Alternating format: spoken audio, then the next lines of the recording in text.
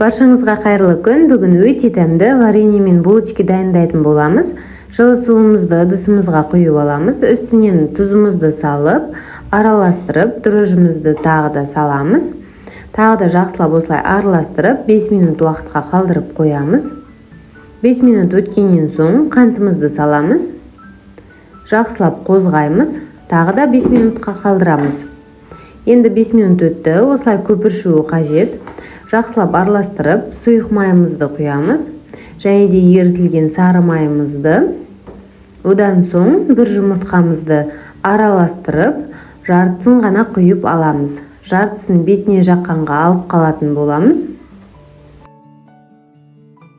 Араластырып болғаннан соң ұнымызды салып, қамырымызды елейміз.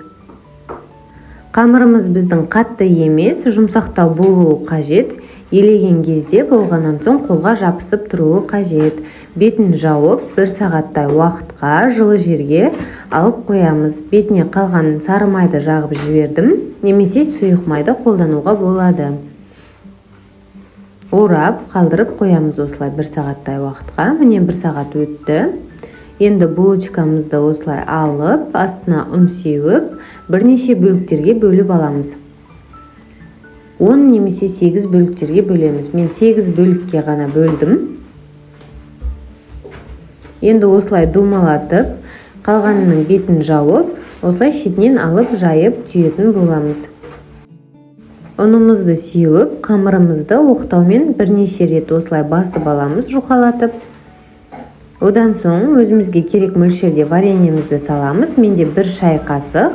Осылай жан-жанын жақсылап жабу қажет. Жақсылап жабатын болсаңыздар, біздің вареньеміз ағып кетпейді.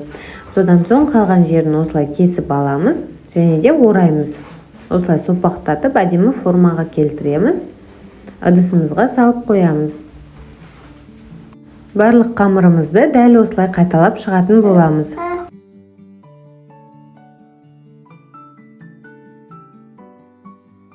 Барлық булочкаларымызды осылай түйіп болғаннан соң, бетін жауып, 10 минуттай уақытқа көтерілгенше қойып қоятын боламыз.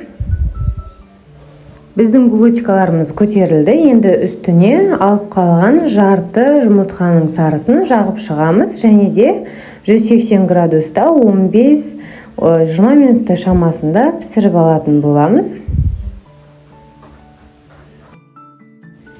Ал біздің булочкаларымыз дайын, өте дәмді, жұмсақ болып шықты. Видеода көріп тұрғандарыңыздай, міндетті түрде осы рецептімен дайындап көріңіз, еш өкінбейсіз.